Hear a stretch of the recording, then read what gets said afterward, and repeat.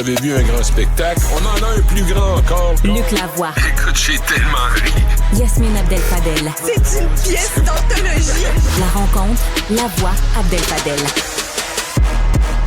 Luc, on a vu Joe Biden sortir publiquement pour finalement faire de la politique sur le verdict de culpabilité de Donald Trump. Oui, c'est intéressant parce que depuis le début de cette saga judiciaire de Donald Trump, hein, ça fait un bout de temps que ça dure, le Mar-a-Lago, puis ceci, puis cela, puis bon. Ils étaient à la Maison-Blanche d'avis que le président ne devait pas dire un mot. Et je pense qu'ils avaient raison, parce que Trump dit que c'est Biden qui a dirigé toute l'affaire. On sait que c'est pas vrai, mais ça fait rien. Il y a beaucoup de ses partisans qui le croient.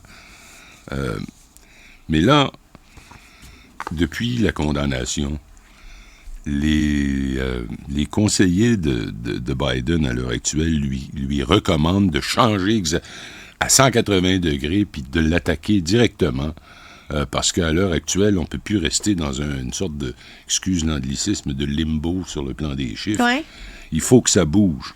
Alors, il a dit, et je le cite, pour la première fois dans l'histoire américaine, un ex-président qui est un délinquant, et là je reviens sur le mot délinquant dans une seconde, condamné par la justice se présente à la présidence. Bon, délinquant, on a cherché, toi et moi, c'est une traduction de l'agence France-Presse. Le mot utilisé en anglais ou l'expression, c'est convicted felon. Felon, c'est un crime. Oui. Felony, c'est un crime.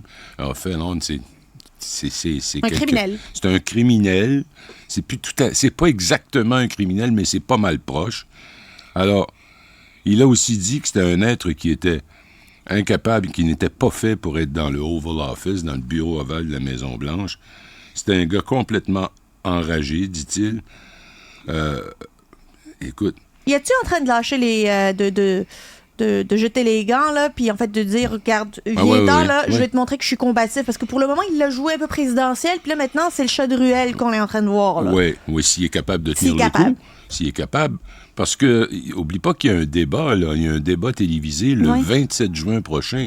Alors, il y a une préparation présentement en fonction de cela. Ça, ces déclarations-là, c'est quelque chose c'est l'ouverture des hostilités, des vraies hostilités, comprends-tu? Il cite à nouveau, il dit que s'il perd, il va y avoir un bain de sang en Amérique. Quel genre d'homme dit ça?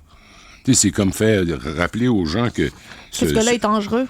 Ce gars-là est dangereux, que ce gars-là est menteur, que ce gars-là... Bon. Alors, ça, c'est une première, une première déclaration vraiment solide au plan électoral de Biden contre Trump. Mais c'est pas tout. En même temps qu'il fait ces déclarations-là, il a signé ce matin, et je pense qu'il va être en conférence de presse d'un instant à l'autre à CNN, là, il a signé un décret dont il parlait depuis longtemps, mais qui empêchera les migrants entrés illégalement d'accéder au système d'asile lorsque leur nombre dépasse les 2500 par jour. Je trouve ça bizarre, là, comme... Pourquoi 2500? C'est ça? Ben, parce c'est que... beaucoup, là, pareil? Pourquoi pas 2200? Pourquoi pas? Parce que là, quand ça atteint 2500, on ferme. Il n'y en a plus un qui traverse. Et quand ça redescend à 1500, on ouvre. Ouais. Alors que on a connu des moments en décembre dernier, par exemple, dans le sud des États-Unis, c'était 10 000 par jour. 10 000 par jour. On peut pas nier qu'il y a là quelque chose de... 2500 par jour, c'est déjà énorme. Là, on parle, je viens de sortir ma calculatrice, 912 500 par année. Oui, c'est ça. Près d'1 million de personnes par année. Oui, mais l'année passée, il y en a eu 2 millions. Mais c'est fou raide, ça. C'est fou raide. Et évidemment, c'était pas l'approche des démocrates de y aller par la coercition puis leur casser le mot. C'était pas leur position. Leur position, c'était, et je la partage en passant, si tu veux que ça cesse, il faut trouver une façon que la prospérité ou une partie de la prospérité s'installe dans ces pays-là. Ils vont cesser de quitter leur pays dans n'importe quelle condition le jour où ce sera devenu viable. Ben oui, ils auront plus à perdre en quittant qu'en restant. Voilà. Alors, l'équipe de campagne de Trump a réagi immédiatement là, à ce décret qui a été signé ce matin. Ils ont appelé ça une tentative désespérée pour séduire l'électorat le plus conservateur. Bon, c'est correct.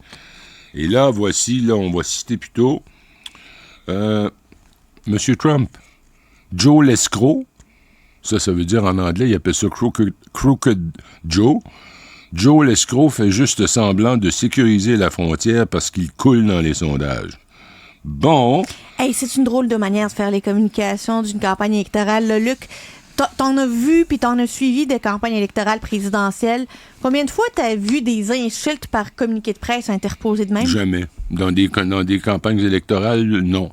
J'ai vu ça sous Trump en 2016, puis Trump en 2020 quand il s'est représenté. C'est l'apanage de Trump. C'est ça qu'il fait dans la vie. Il insulte, il humilie, il ment systématiquement. T'as vu qu'il a dit qu'il n'a jamais dit à propos de Hillary Clinton, lock her up? Mais oui, il faut être assez malade. On l'a tout vu en direct. Non seulement ça, il chantait avec la foule, oui. Lock her up, lock her up. Alors, il n'y a pas un mot de vérité qui sort de la bouche de cet homme-là. Et là, je pense que, pour reprendre ton expression, Biden et son équipe ont décidé que c'est le temps de laisser tomber les gants, comme on dit au hockey. Là, ça va être bare knuckle. Ça va être à poings nus. Mais Joe Biden est bon là-dedans. Il l'était. En fait, c'était son type de politique, ce que les Américains appellent un firebrand. C'est ça qui était, lui. C'était quelqu'un qui galvanisait les foules. Puis, il faut le reconnaître, là. Puis, je suis pas un expert, mais... Non, mais... Il va pas bien. Il n'y a pas du tout l'énergie qu'il y avait à l'époque dont on parle. Il est encore... Écoute, il faut le dire, c'est comme un vieillard. Ben, c'est un vieillard. Qui a des difficultés cognitives qui sont évidentes. Il est sénile, là? Enfin, complètement, je pense pas, mais il est affecté. Je veux dire, quand tu veux le commandant en chef de la plus grande superpuissance militaire jamais assemblée dans le monde, tu veux quelqu'un qui n'a pas trop de problèmes cognitifs. Si un jour, un fou comme Poutine décide d'envoyer une première bombe atomique tactique qu'on appelle a field bomb, qui va décider du côté américain qu'on riposte avec une bombe atomique ou pas? Qui va aller jusque-là? Est-ce que... D'abord, je veux pas que ce soit Trump, il est tellement fou. Ben, entre Trump et Biden... celui qui va s'endormir sur le piton, puis l'autre qui va l'appuyer trop tôt. Qu'est-ce que tu choisis, là? C'est pas mal ça, je suis au prison, là, les Américains. D'un autre côté, il faut être aussi honnête qu'on peut l'être. Trump est contre les guerres à l'étranger. C'est vrai, ça. Et tout le temps qu'il a été là, il a fait toutes sortes de manigances, mais il n'a jamais envoyé les troupes au combat. Et en fait, il dit qu'il veut mettre fin à la guerre en Ukraine. Et qu'il peut rapidement mettre fin à la guerre. 1 mois, puis c'est réglé. Ouais. Alors. Mais, c'est quoi? Ça va pas être populaire, ce que je disais. Je le crois là-dedans, parce qu'il est capable d'aller dans des concessions, puis de faire des déclarations, puis qui vont plaire, puis d'aller chercher... Ah oui, mais sauf que s'il fait ça, est-ce que c'est parce qu'il veut faire plaisir à son ami Poutine? C'est ça. Et quelle est sa vraie relation avec Poutine et avec les Russes en général? Exact. Ça demeure pour moi le grand mystère. D'où vient l'argent qu'il a maintenant alors qu'il a fait faillite 4 fois? Comment se fait-il qu'il vit comme un prince? Où est-ce qu'il a pris ce fric-là? On a déjà entendu son fils, Don Jr., quand Trump était président déjà, ou était encore président, qui avait dit « On a réussi à aller chercher des capitaux à Chypre. » Hein? Ouais. Chypre, c'est le paradis fiscal utilisé par les oligarques russes pour faire passer leur argent d'un continent à l'autre, en quelque sorte. Alors, on est là. Mais honnêtement, là, moi, j'ai hâte de voir ce débat-là. Surtout que ça va être le débat qui est avant la sentence. Oui, juste avant. Enfin, c'est le 11 juillet, alors quelque chose comme 14 jours, 2 semaines pile. 2 semaines avant. Comment Joe Biden va utiliser ça? Ouais. Mais il ne faut pas qu'il le surjoue. C'est une position extrêmement délicate. Et surtout, attendons-nous, après ce qu'on a vu dans les débats que Trump a eus avec Biden la dernière fois puis avec Hillary Clinton, attendons-nous à ce qu'il attaque comme un matamor. Bing, bang, il va essayer, mais sans limite. Là.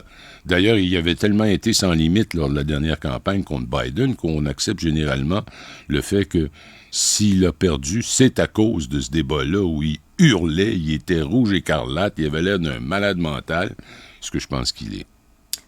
Moi aussi. Luc Lavoie, toi, tu l'es pas. Toi non plus. Bye.